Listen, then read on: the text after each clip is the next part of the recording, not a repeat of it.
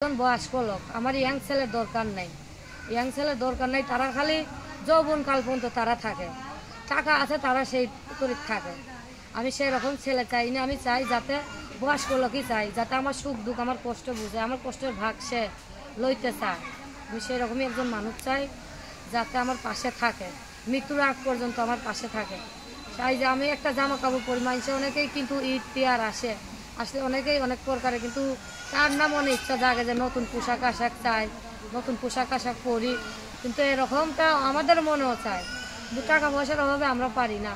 তো আমার মা অনেক প্রকারের বুঝবে, মা ও হেরা হয়েছে বড় লোক মানুষ, এদের সাথে আমাদের তুলনা করলে হইব না। এরা যদি একটা বড় মাছাই না খায়, কিন্তু আমরা সেটা খাইতে পারবো না। আমরা যদি 5 মাসও কাজ করে খাই, তারপরেও সেটা করে খাইতে পারবো না। আল্লাহ আমাদের যেমন রাখছে তেমনই আশা করবা। আর আমিও বেশি কিছু চাই না, বেশি কিছু চাওয়ারও আমার নাই, সামর্থ্য নাই, আর আমি চাইও না। আমি চাই একজন আমার দুঃখ কষ্ট বুঝে, বয়স্ক লোকই চাই। সে যদি বিয়েও করে, তার পরিবারও থাকে, আমার কোনো আপত্তি নেই।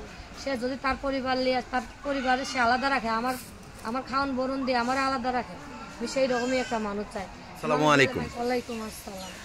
আপনার নাম ঠিকানা একটু বলেন। আমার নাম নিতু, আমি থাকি বালিগা গ্রাম, থানা হইতে মুক্তাপুর থানা। আচ্ছা, তো আসলে এই যে ক্যামেরার সামনে কেন আসছেন আপু? প্রতিবেদনের সামনে আসছি ভাই, অনেক কষ্ট হয়েছে, প্রতিবেদনের সামনে আসছি, নাহলে কখনো প্রতিবেদনের সামনে আসতাম না। একটু জোরে বলবেন। আচ্ছা, কি কষ্ট, সেই কষ্টের কথাগুলো একটু বলুন। ধরেন নিজের যদি বাপ কাছে না থাকে, আর মাথার যদি ছাদ না থাকে, তো মানুষে কতটা সুখে আর কতটা কষ্টে আসে সেটা আল্লাহ জানে আর তুমি জানে।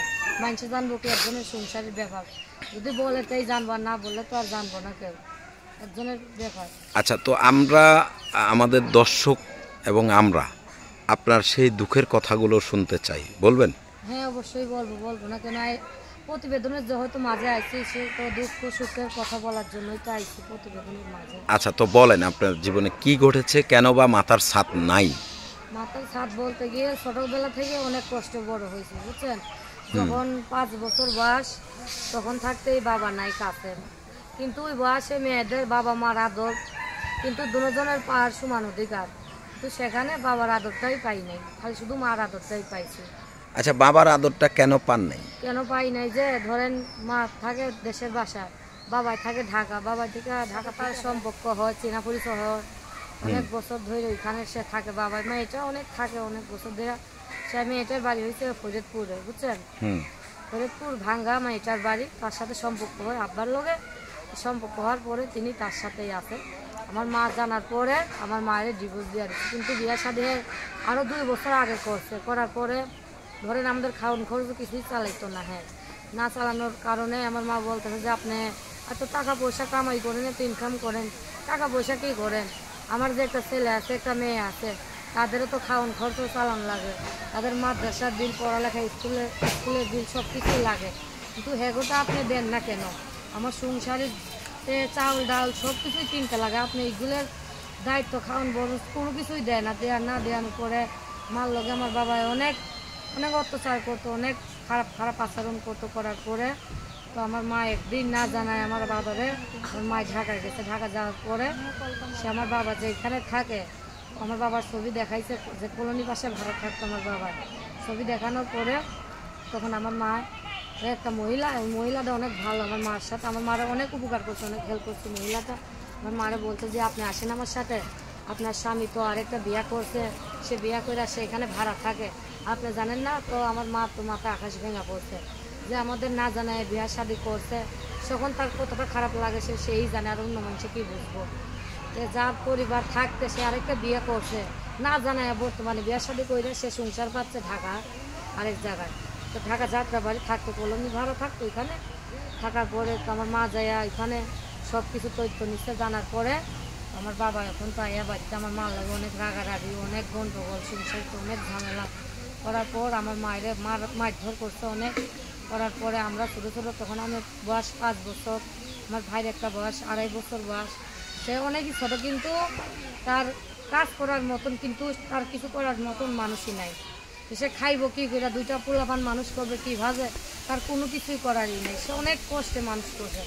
পরে ওই মামা বাড়িতে গেছে, কিন্তু মামারা ভালো হইলে কি, মামিরা কিন্তু ভালো না, তারা কিন্তু ভালো না। বলে যে কি তোমার বোনের বিয়ে শাদী দিচ্ছেন, সে অন্য জায়গায় থেকে 2টা ছেলে মেয়ে নিয়ে আইছে।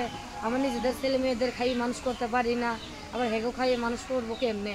আমি তো জানি না। আপনার বোনদের বলেন যে অন্য জায়গায় যে থাকতে, এই অন্য কিছু কইরা থাকুক, অন্য যা ভালো যায় এখানে যায়, সেখানে যা ভালো কইরা খাক যায়, কিন্তু আমি হেগো দায়িত্ব নিতে পারবো না। কিন্তু আমার মামি বলছে, তো আমার মামা কিছুই করার মতন নাই।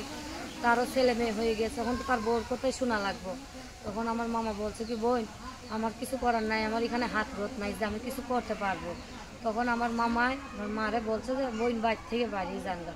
তো ওইখানেও মাথা গুজার একটা ঠাই নাই, তো সে কই যাবো। কিন্তু নানা নানিটা মারা যাওয়ার পরে কিন্তু সে যে ভাইয়ের বাড়ি উঠছে, স্বামীটা এরকম করার পর স্বামীকে তালাক দিয়া দিছে, মামা বাড়ি গেছে, ওইখানে যাই কোনো ঠাই নেই তার। সে এখন কী করবো?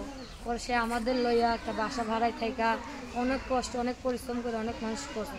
কোনোদিন খাইয়া রয়েছে, কোনোদিন না খাইয়া রয়েছে, না খাইয়া অনেকদিন থাকা মানুষ হয়েছে।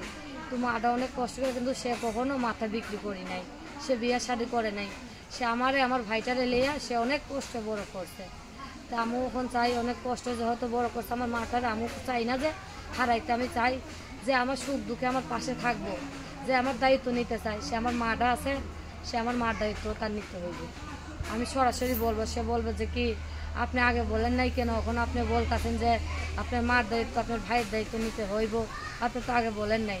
যে একটা সম্পর্ক হওয়ার পরে যদি সে আমারে বলে, তখন ওইখানে সম্পর্কর মাঝে অনেক ফাটল ধরলো না, অনেক ঝামেলা। তো আমি চাই যে সেরকম ঝামেলা না হয়, যাতে আমার মা আমার ভাই আছে, যে আমার দায়িত্ব নিবে, আমার মার ভাইয়ের দায়িত্ব নিয়ে সে যদি আমাদের পাশে থাকে, অবশ্যই আমি তাদের পাশে থাকবো। সে যদি আমার ডাল ভাত খেয়েও রাখে, তাও আমি থাকতে রাজি আছি। কিন্তু আমার মা অনেক কষ্টে আমার বড় করছে, কিন্তু আমার মা কখনো আমাদের চাইলে দিয়ে, আমার মা কিন্তু চাইলে তার সুখের জন্য সে আরেকটা বিয়ে করতে পারতো, সে আমার মা আমাদের ছাইরা দিয়া, কিন্তু হ্যাঁ সুখে খুঁজে নাই। সে আমাদের সুখের আশায় সে বিয়ে শাদী দ্বিতীয় করে নাই।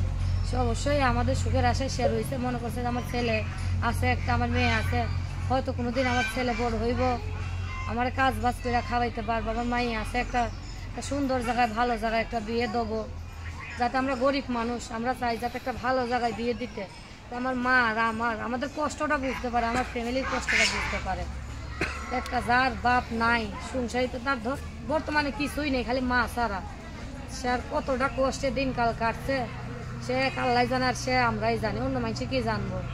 অনেকেই ঘর ভাড়া থাকে, অনেকেই ভালো ভালো মাংস রাঁধে, মুরগি আনি রাঁধে, টাকা পয়সা আছে তাদের, তারা খাইতে পারে ভালো ভালো ভালো খাবার, কিন্তু আমাদের নাই, আমরা ভালো ভালো খাইতেও পারি না।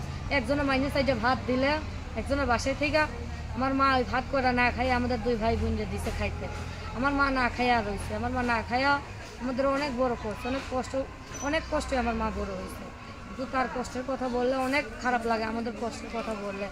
তো এমন কেউ নাই যে আমাদের কষ্টের কথা না জানে, সবাই জানে। কিন্তু যার টাকা পয়সা আছে তার দিকে মানুষ হাত বাড়ায় দেয়, আর যার টাকা পয়সা নেই, যার কিছুই নেই, তার দুনিয়ায় দেখবেন আল্লাহ ছাড়া কিছুই নেই। সে অনেক অভাবে আর অনেক কষ্টই বড় হয়েছে। আসলে এখন আপনি কি চাচ্ছেন, মানে কি, মানে কোন কারণে আপনি এই যে ক্যামেরার সামনে আসলেন? আমি কোন কারণে আইছি, যে আমার মার বিয়ের শাদীটা হয়েছে, কিন্তু ছেলেটা অনেক ইয়াংই ছিল, আমার বাবাটা কিন্তু জোয়ানি ছিল আমার মার যেখানে বিয়ে হয়েছিল। কিন্তু 2টা বাচ্চা হওয়ার পরে আমার মাটার সে তালাক দিয়ে আরেকটা বিয়ে করছে। আমি চাই না এরকম ধরনের ছেলে, আমি চাই যাতে আমাদের সুখ দুঃখে আমাদের পাশে থাকে। আমি চাই